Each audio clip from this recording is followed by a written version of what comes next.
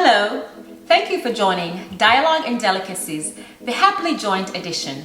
I am Maxine Reyes, and this is my husband, Ken, and we are your relationship resiliency experts. Today, we'll be answering a question from a follower in South Africa. Jessica from South Africa asked, how do you support each other professionally?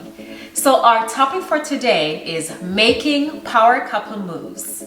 How to live independently, codependently. Supporting each other's personal and professional careers, or personal and professional goals. Great question. It's something that's not easy to do. And for those of us that have been following us for a while, you'll know that expectation management is typically the first step in everything that we do with one another. And this is no exception.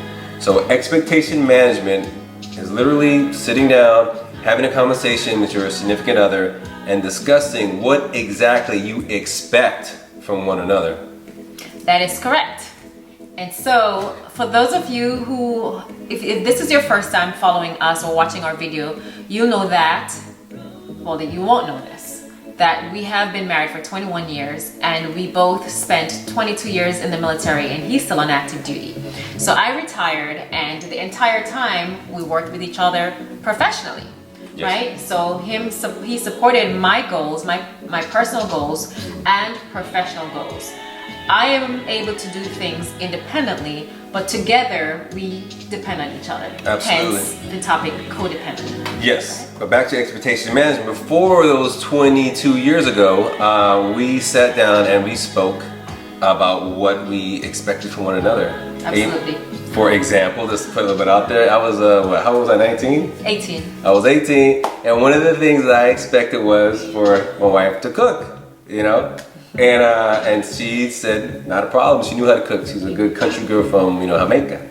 So it wasn't an issue. And then she told me that she was not going to be my mother, you know what I mean? So I had to clean up after myself, and I had to, do other type things. And so that was some really easy expectation management that became more and more complex as we got older, as our careers advanced, and as our situations became more complex.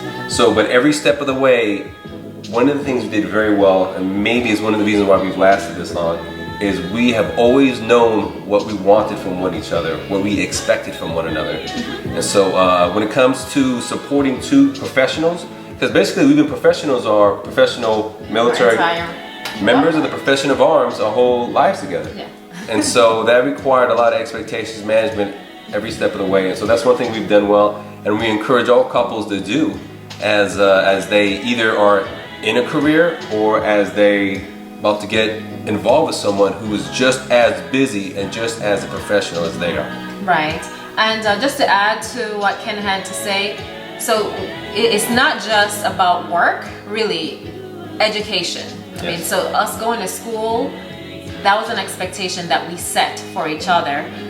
So I knew what I wanted in an education, and he knew what he wanted. He wanted a little bit less than I wanted for him. I was about to say, when she said what we expected out of each other is really what she expected out of me. Yes. And so, but he was very open to me encouraging him to go to school and get an advanced degree, besides an associate's degree, which he now has a master's degree. Yes, and open is a polite way of saying I followed my orders.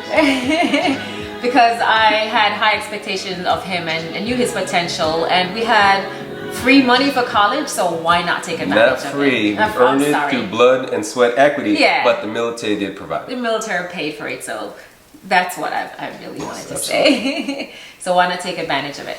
Okay, so I will go ahead and dive right into our points of concerns. We already talked about the first one. The first one was expectation management. That's correct. And the next one, the second point of concern is trust. Yes. Trust. Now, trust, once again, is always going to be a recurring theme in any lesson that we talk about. And so when you have two professionals, we have careers that can take them on either coast of the country, overseas, even long hours away from each other within the same city. So there definitely has to be a foundation of trust between both professionals who may spend more time apart than they actually are together, which is a great truth between us. And that's going back to point number one, which is expectation management. What do we expect of each other while we are apart when it comes to us trusting each other? But once we have established what we want, now we have to actually have trust in each other for us to take place.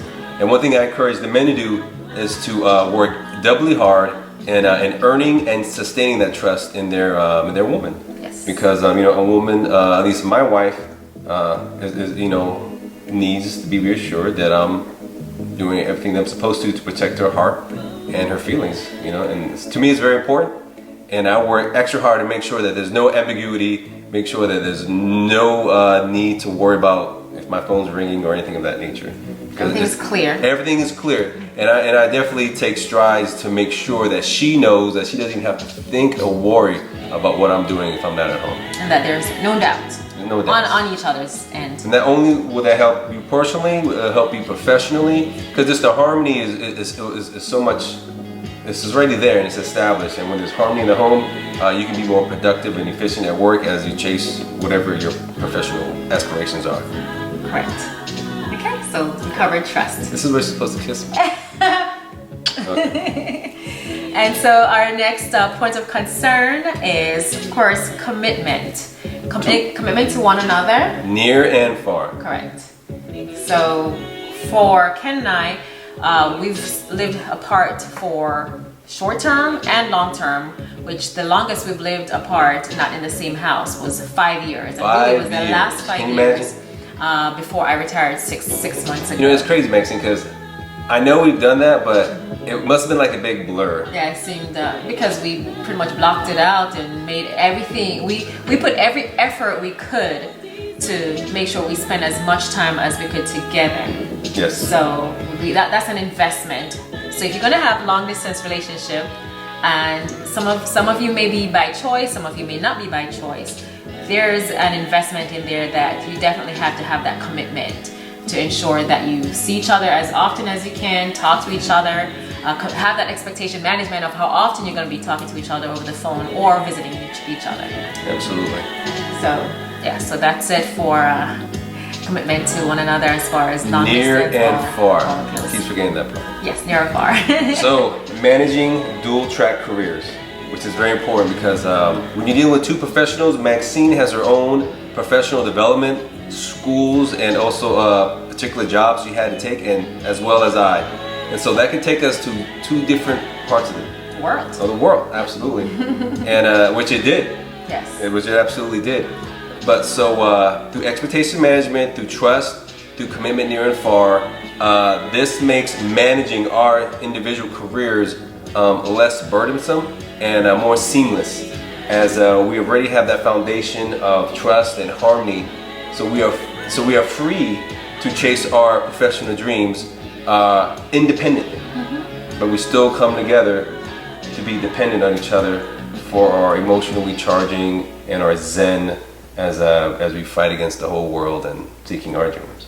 Yeah, and we had to make some sacrifices during this time. Yes. And so when it came to our jobs, I took a job that wasn't really a career enhancement for me, but it was closer to my family. Yes. And so that's a decision that we made together, and that I didn't mind doing that because I was away from them already for 12 months. So in order for me to spend time with my family, I had to take that position, and it wasn't a bad position. It was actually great, but it wasn't the best one for me as far as my career advancement. Which leads us to our last point of concern, which is being content with your partner's success. And I think the men have a harder time with this one due to Ego? The stereotypical egos that not all men, Not all just most men have on planet Earth. And you never had that. I never had no, that. No. I was raised by a strong woman, and so that Sergeant Major, hello. Shout out to Mama. Mom. So I was raised by a very strong woman, so that made me attracted to strong, intelligent women. My wife. Thank you. So absolutely. So it has not been an issue for me, but for some people, for some couples, it might be an issue if the wife's career goes better than the man's. You know, if he might get relegated down to a position where he feels he's not in the position of authority, he's not the breadwinner, and that might mess with his ego. So I would encourage men to be humble and look inside and know that it is a team effort. And it's okay to have your wife be absolutely. ahead of you, because I know of couples and the wife is advancing in her career, and then the husband is giving her a hard time and tries everything to hold her back so she won't be ahead of him. Which causes so much discourse. It disrupts the harmony. And so, but absolutely, you know, I would encourage men to be content if their wives are doing much better than they are. And I encourage the women to be content if their husbands are doing much better, you know. We've always been supportive of each other, so mutual support is a big deal.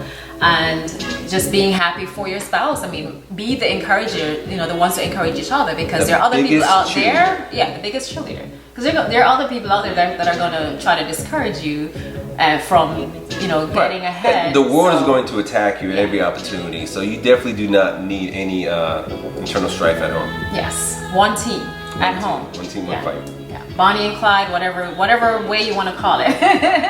You are each other's biggest support system, and you want to make sure that is you are each other's priorities. All right. Thank you, Jessica, for that question. That was an awesome question. We appreciate you following our pages and submitting your questions. And if you have questions for us, please go ahead and you can either write it in the comments or visit our social media pages at Happily Joint. Yes. Yes. And once again, thank you very much for joining us. And we want to make sure that you remember to do all things with courage and grace, and make happiness last.